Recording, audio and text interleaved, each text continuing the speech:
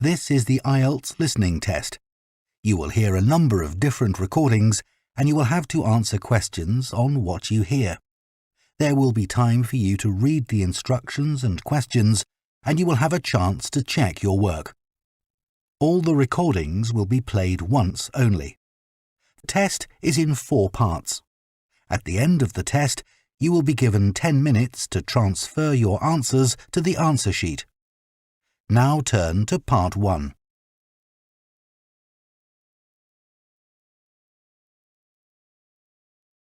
Part 1. You will hear a woman called Jan phoning a man about their local conservation group. First, you have some time to look at questions 1 to 5.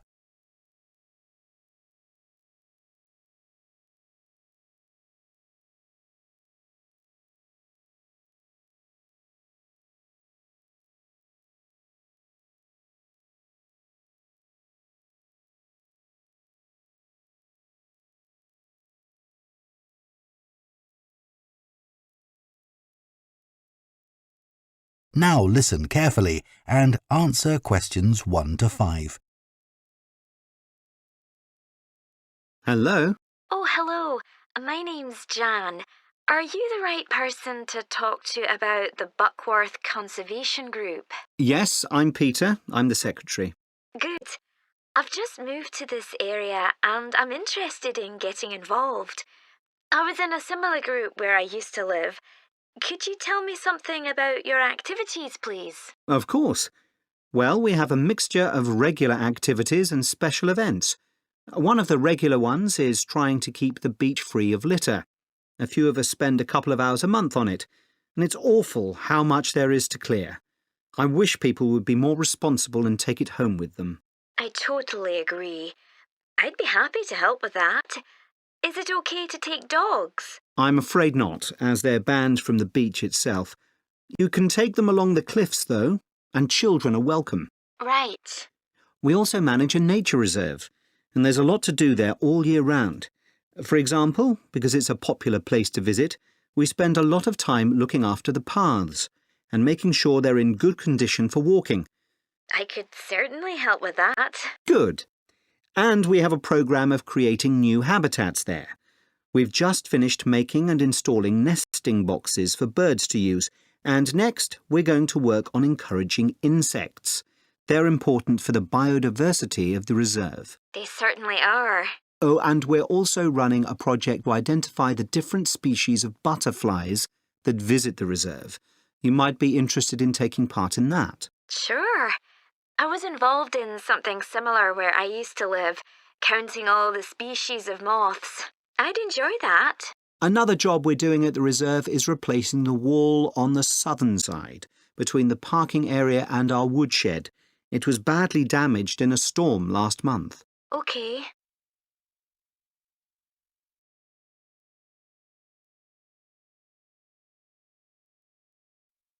Before you hear the rest of the conversation, you have some time to look at questions 6 to 10.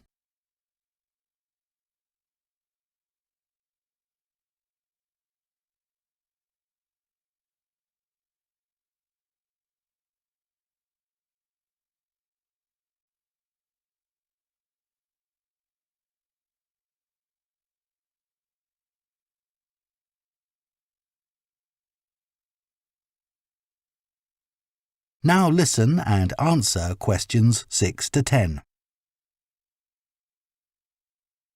Then, as I said, we have a programme of events as well, both at the weekend and during the week. Right.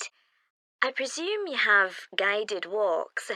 I'd like to get to know the local countryside as I'm new to the area. Yes, we do. The next walk is to Ruston Island a week on Saturday. We'll be meeting in the car park at Dunsmore Beach at low tide. That's when the sands are dry enough for us to walk to the island without getting wet. Sounds good. The island's a great place to explore. It's quite small and it's got a range of habitats. It's also an ideal location for seeing seals just off the coast or even on the beach. Okay. And is there anything we should bring?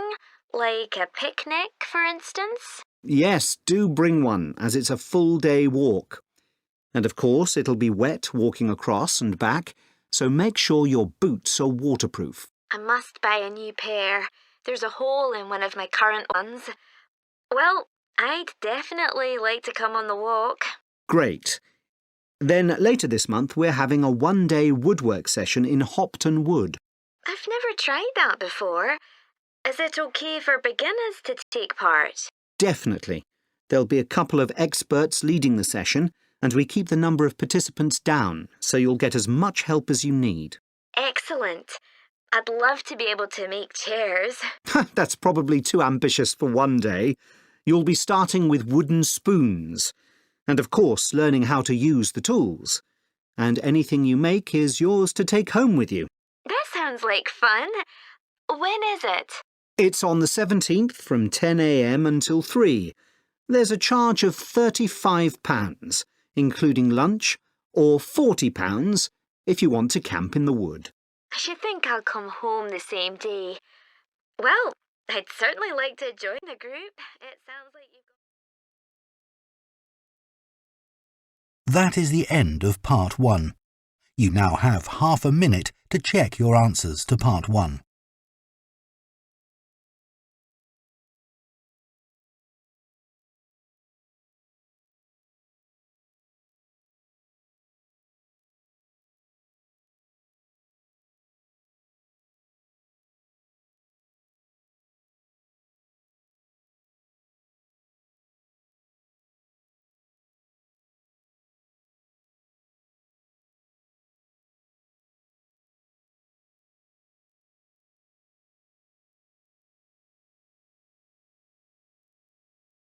Part 2.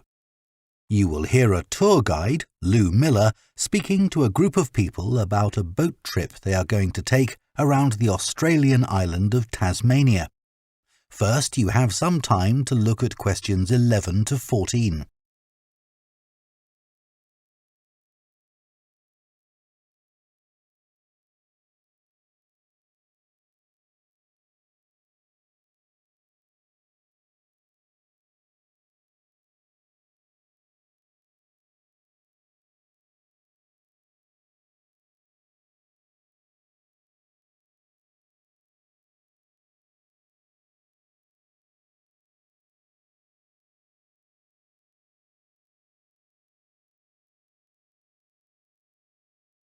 Now listen carefully and answer questions 11 to 14. So, hello everyone. My name's Lou Miller and I'm going to be your tour guide today as we take this fantastic boat trip around the Tasmanian coast. Before we set off, I just want to tell you a few things about our journey. Our boats aren't huge, as you can see. We already have 3 staff members on board. And on top of that, we can transport a further 15 people, that's you, around the coastline. But please note, if there are more than 9 people on either side of the boat, we'll move some of you over. Otherwise, all 18 of us will end up in the sea. We've recently upgraded all our boats. They used to be jet black, but our new ones now have these comfortable dark red seats and a light green exterior in order to stand out from others and help promote our company. This gives our boats a rather unique appearance, don't you think? We offer you a free lunchbox during the trip, and we have 3 types. Lunchbox 1 contains ham and tomato sandwiches. Lunchbox 2 contains a cheddar cheese roll.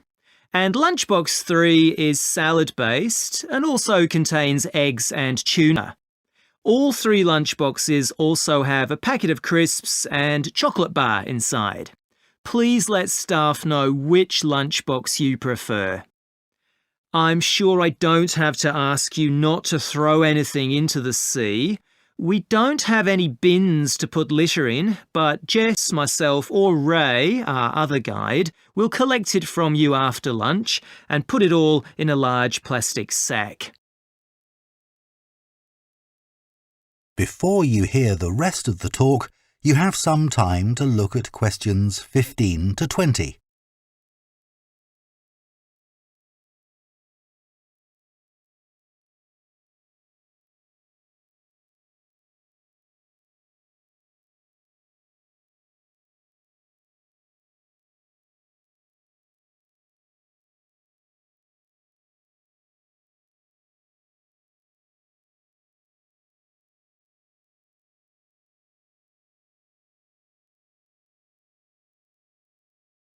Now listen and answer questions 15 to 20.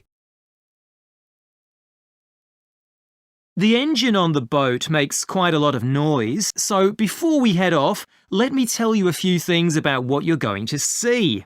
This area is famous for its ancient lighthouse, which you'll see from the boat as we turn past the first little island. It was built in 1838 to protect sailors, as a number of shipwrecks had led to significant loss of life. The construction itself was complicated, as some of the original drawings kept by the local council show. It sits right on top of the cliffs in a very isolated spot. In the 19th century, there were many jobs there, such as polishing the brass lamps, chopping firewood, and cleaning windows that kept lighthouse keepers busy. These workers were mainly prison convicts until the middle of that century, when ordinary families willing to live in such circumstances took over.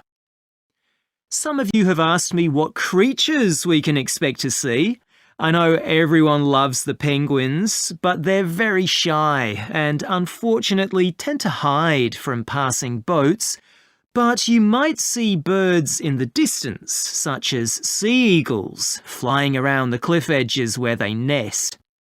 When we get to the rocky area inhabited by fur seals, we'll stop and watch them swimming around the coast.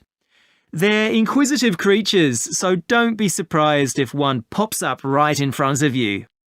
Their predators, orca whales, hunt along the coastline too, but spotting one of these is rare. Dolphins, on the other hand, can sometimes approach on their own or in groups as they ride the waves beside us. Lastly, I want to mention the caves. Tasmania is famous for its caves, and the ones we'll pass by are so amazing that people are lost for words when they see them. They can only be approached by sea, but if you feel that you want to see more than we're able to show you, then you can take a kayak into the area on another day, and one of our staff will give you more information on that. What we'll do is to go through a narrow channel, past some incredible rock formations, and from there we'll be able to see the openings to the caves, and at that point we'll talk to you about what lies beyond. That is the end of Part 2. You now have half a minute to check your answers to Part 2.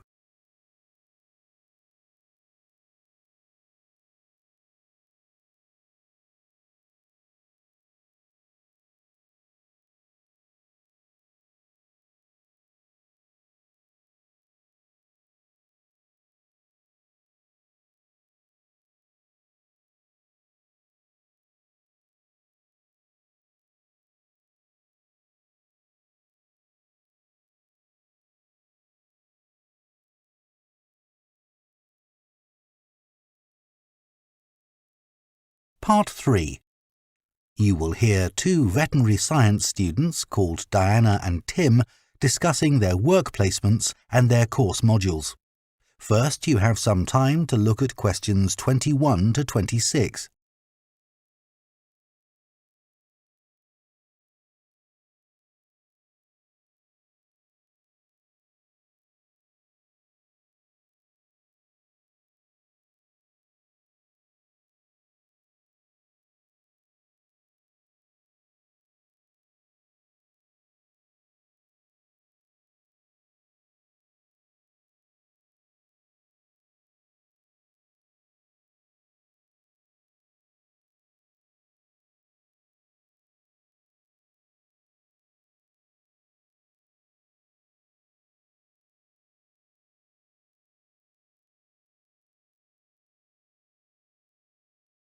Now listen carefully and answer questions 21 to 26. So, Tim, we have to do a short summary of our work experience on a farm. Right. My farm was great, but arranging the work experience was hard. One problem was it was miles away and I don't drive. And also, I'd really wanted a placement for a month, but I could only get one for 2 weeks. I was lucky. The farmer let me stay on the farm, so I didn't have to travel. But finding the right sort of farm to apply to wasn't easy. No, they don't seem to have websites, do they? I found mine through a friend of my mother's, but it wasn't easy. No. My farm was mostly livestock, especially sheep. I really enjoyed helping out with them. I was up most of one night helping a sheep deliver a lamb. On your own? No, the farmer was there, and he told me what to do. It wasn't a straightforward birth, but I managed. It was a great feeling to see the lamb stagger to its feet and start feeding almost straight away, and to know that it was okay. Then another time, a lamb had broken its leg, and they got the vet in to set it, and he talked me through what he was doing. That was really useful. Yes, my farm had sheep too. The farm was in a valley and they had a lowland breed called Suffolks, although the farmer said they'd had other breeds in the past. So were they bred for their meat? Mostly, yes. They're quite big and solid. My farm was up in the hills, and they had a different breed of sheep. They were Cheviots. Oh, I heard their wool's really sought after. Yes, it's very hard wearing, and they use it for carpets. Right. I was interested in the amount of supplements they add to animals' feed nowadays. Like, even the chickens got extra vitamins and electrolytes in their feed. Yes, I found that too. And they're not cheap. But my farmer said some are overpriced for what they are, and he didn't give them as a matter of routine, just at times when the chickens seemed to particularly require them. Yes, mine said the same. He said certain breeds of chickens might need more supplements than the others, but the cheap and expensive ones are all basically the same. So, did your farm have any other livestock, Diana? Yes, dairy cows. I made a really embarrassing mistake when I was working in the milk shed. Some cows had been treated with antibiotics, so their milk wasn't suitable for human consumption, and it had to be put in a separate container. But I got mixed up, and I poured some milk from the wrong cow in with the milk for humans, so the whole lot had to be thrown away. The farmer wasn't too happy with me. I asked my farmer how much he depended on the vet to deal with health problems. I'd read reports that the livestock's health is being affected as farmers are under pressure to increase production. Well, he didn't agree with that, but he said that actually some of the stuff the vets do, like minor operations, he'd be quite capable of doing himself. Yeah, my farmer said the same, but he reckons vet skills are still needed.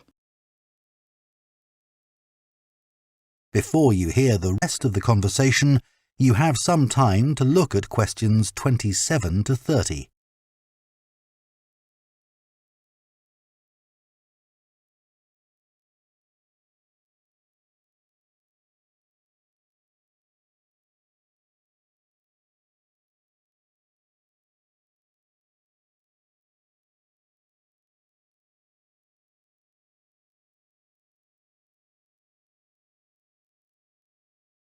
Now listen and answer questions 27 to 30. Now we've got to give a bit of feedback about last term's modules. Just short comments, apparently. Shall we do that now? OK, so medical terminology. Well, my heart sank when I saw that, especially right at the beginning of the course, and I did struggle with it. I thought it'd be hard, but actually I found it all quite straightforward. What did you think about diet and nutrition? OK, I suppose. Do you remember what they told us about pet food and the fact that there's such limited checking into whether or not it's contaminated?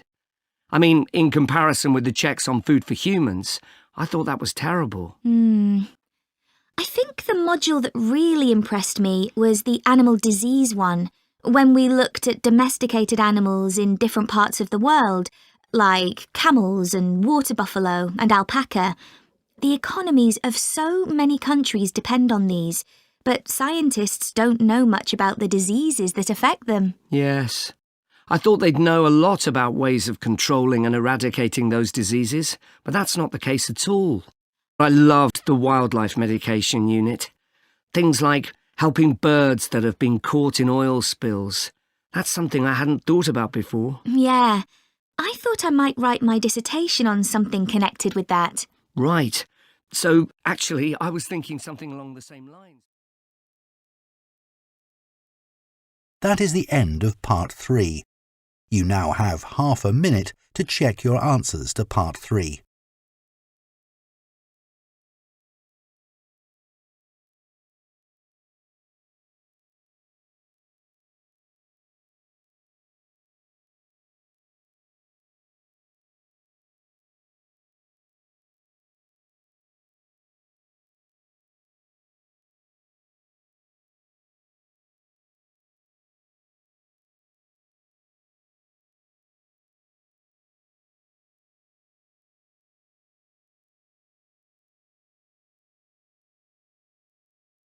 Part 4. You will hear an anthropology student giving a presentation on spiral path designs known as labyrinths. First, you have some time to look at questions 31 to 40.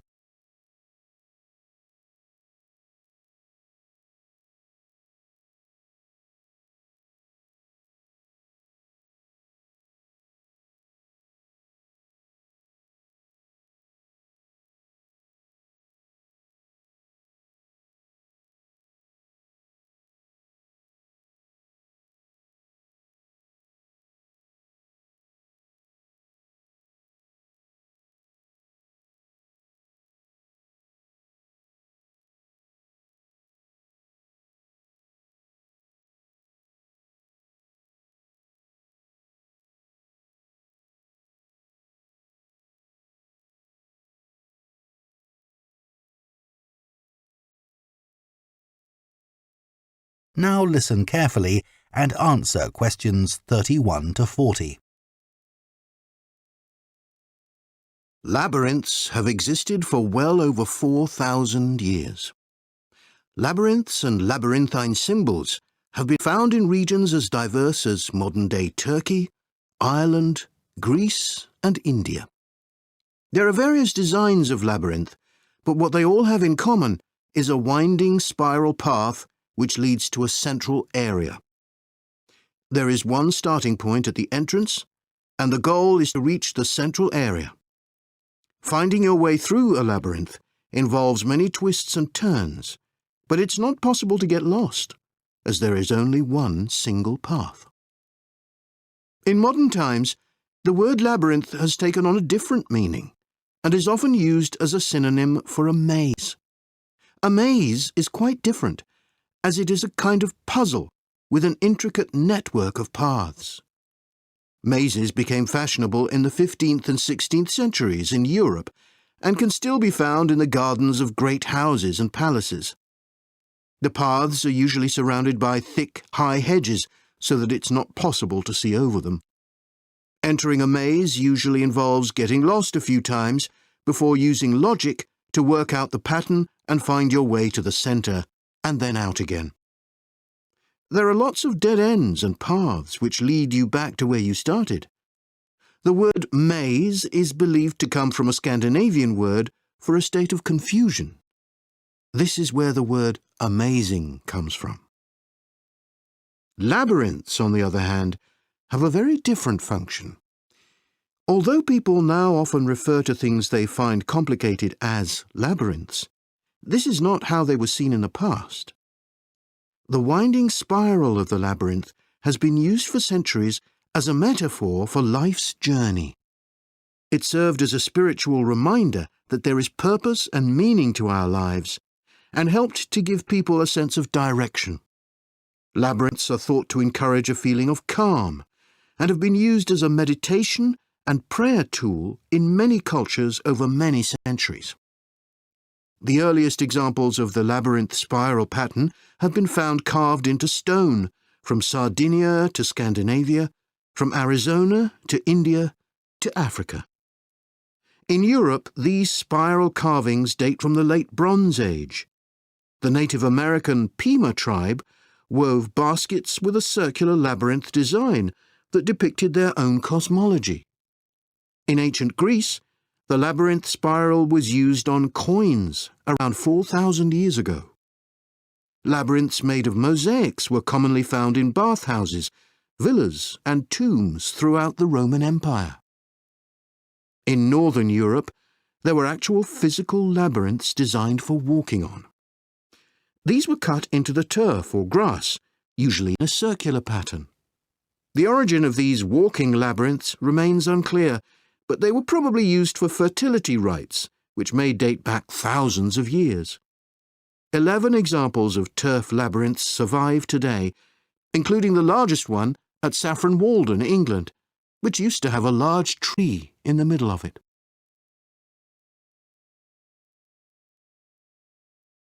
More recently, labyrinths have experienced something of a revival.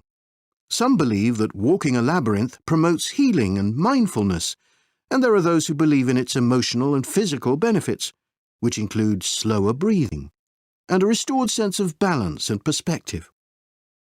This idea has become so popular that labyrinths have been laid into the floors of spas, wellness centres, and even prisons in recent years. A pamphlet at Colorado Children's Hospital informs patients that walking a labyrinth can often calm people in the midst of a crisis. And apparently, it's not only patients who benefit. Many visitors find walking a labyrinth less stressful than sitting in a corridor or waiting room. Some doctors even walk the labyrinth during their breaks. In some hospitals, patients who can't walk can have a paper finger labyrinth brought to their bed. The science behind the theory is a little sketchy, but there are dozens of small-scale studies which support claims about the benefits of labyrinths. For example, one study found that walking a labyrinth provided short-term calming, relaxation and relief from anxiety for Alzheimer's patients. So what is it about labyrinths that makes their appeal so universal?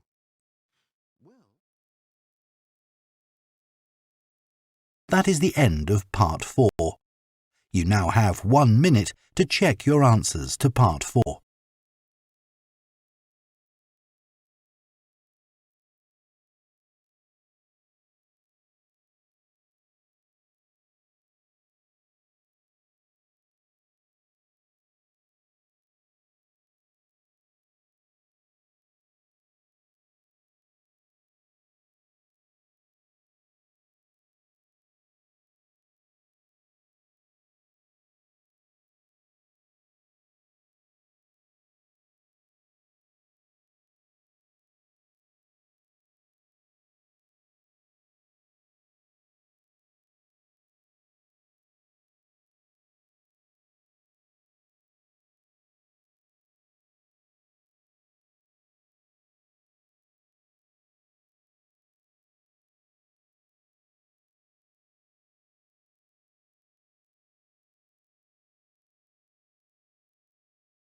That is the end of the listening test.